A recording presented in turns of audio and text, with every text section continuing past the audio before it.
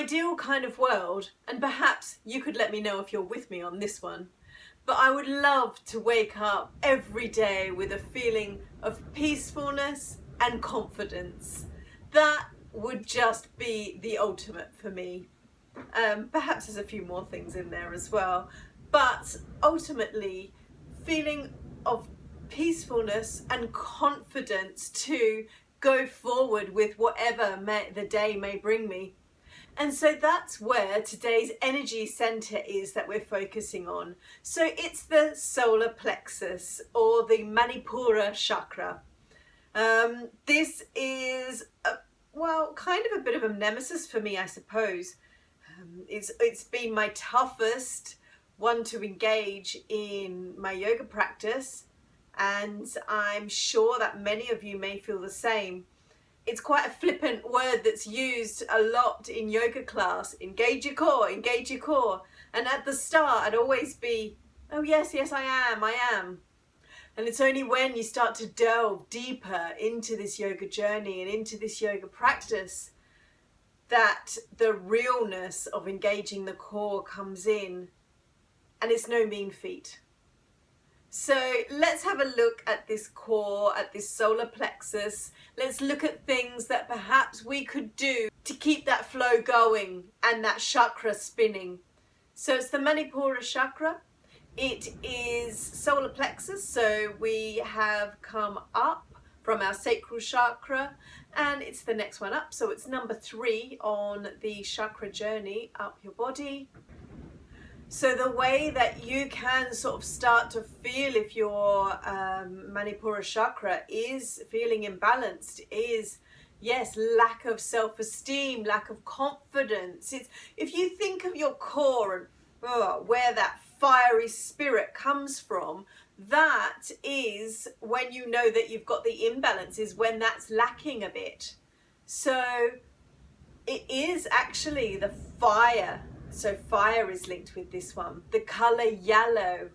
It's, yes, strength, power, self-esteem. And we feel a lot of our energy comes from there as well. So we've got mental balance. Our health is feeling good as well. Confidence, and again, active. So it's a real get up and go chakra. So the color is yellow. And the element is fire. So if we think of those, now what could we do perhaps with our food or drink? What could we bring in to help this flow of this fiery chakra? So ginger comes straight to mind when I think of yellow, when I think of fire.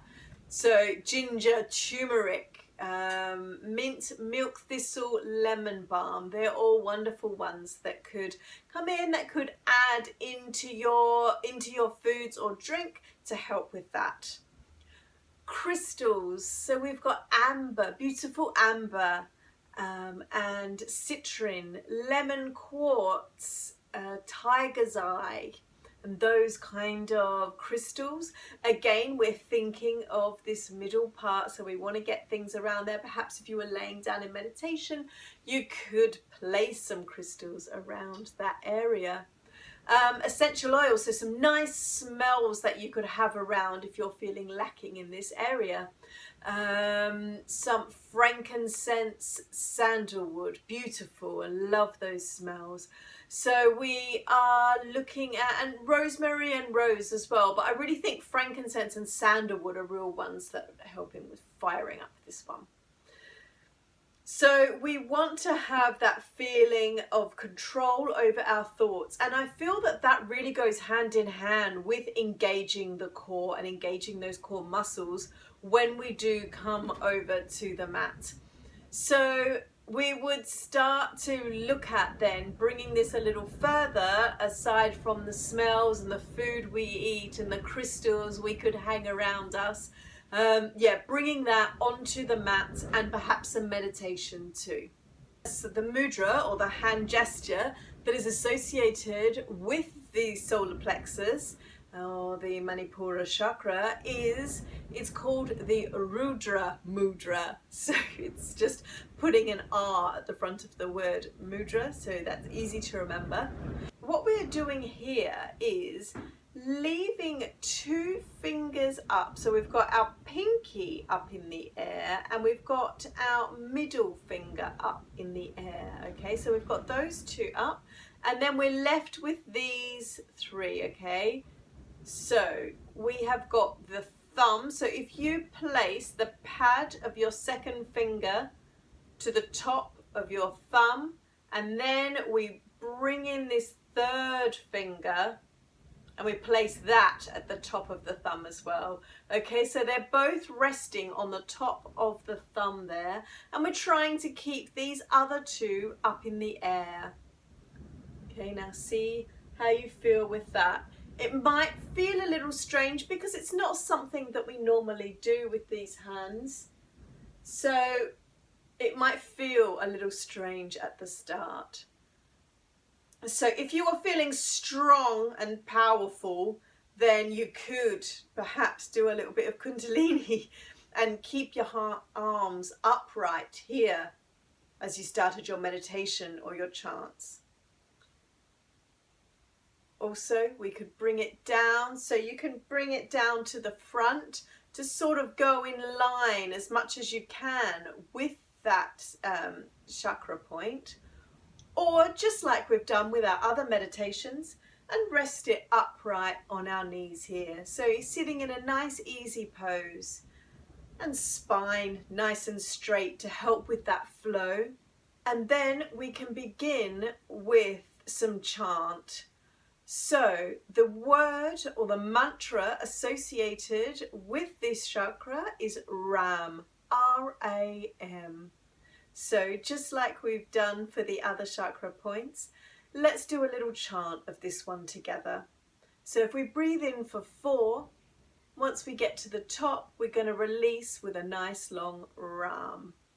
Okay, here we go. Let's breathe in for 4 at the top and close your eyes if you like, and let's release our Ram.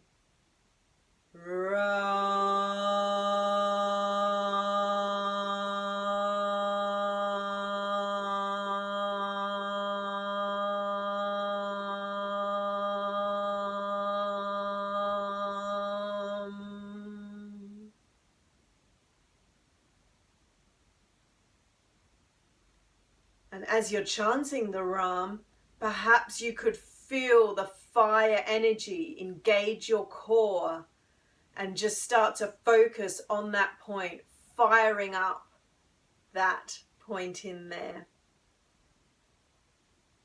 Now, if you want to carry on and give yourself some time to create this meditation practice, you could go on for 5 or 6 times out loud and then turn it into a whisper. So 5 or 6 times as a whisper.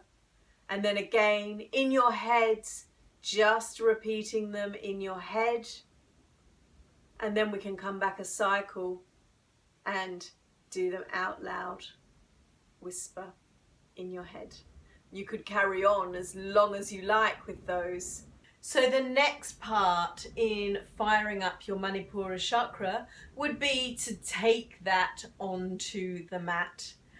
Now, for me, any poses that involve truly engaging the core have been the toughest part of my journey. So I don't know, it's pretty much for us women. We have a lot going on in that sort of region and below. So it's, of course, the rest of our body want to keep that safe and not really engaged as much as unless we are into fitness and things and always engaging the core. Perhaps we do like to keep that nice and safe and sweet. So other parts of our body tend to take the reins. And I know that I've found that in my yoga journey, that here is ever so strong. It's been helping out when I've needed to use this core. The legs have taken over, so especially this upper part of the legs have taken over the strain and saying, it's okay, don't worry, I've got it, you don't need to do any work. So I've had to almost teach myself to use the core when it's needed, and that is of course a lifelong journey, as this whole journey is. So I guess that at this time when you're not feeling great in your confidence, when the fire in your belly is not there, the last thing that you feel like doing is getting on the mat and firing up the core, and that is the time when it is most needed. So let's just have a think about what we could do to perhaps ease ourselves into it somewhat. So I'm going to take a look at boat pose, because that's the one that's been the biggest on my journey so far, and I've learned to take it in stages, and that's a confidence thing as well. So full boat pose is legs straight in the air, arms out, back straight, and holding that pose. So that really is nice and tough on here. So what you could do to work up to it, and perhaps just give yourself a bit of a break to fire up that Manipura chakra. So hands can just slide on in under the knees here, and just raising your feet off the ground, back nice and straight, looking forward, and release. So you're just ever so slightly turning on the core, and release. And release. You could do that as many times as you like, or you could just do that just for the first day and then perhaps work your way up to it. So next is bringing the legs up and perhaps letting go. So making sure back's nice and straight, and we are sort of hinging from the hips. So we've got this nice V here, and then we've got our feet just out right, and you can really feel that core engaged, and you could move your arms up if you like as well. So we're here, and I can really feel that core being turned on. And then you could go from here to here, arms out, and that's some nice stages. You could also get yourself a belt to just gradually bring yourself up to the next phase. So we're up, up, and then we are all the way up in full pose.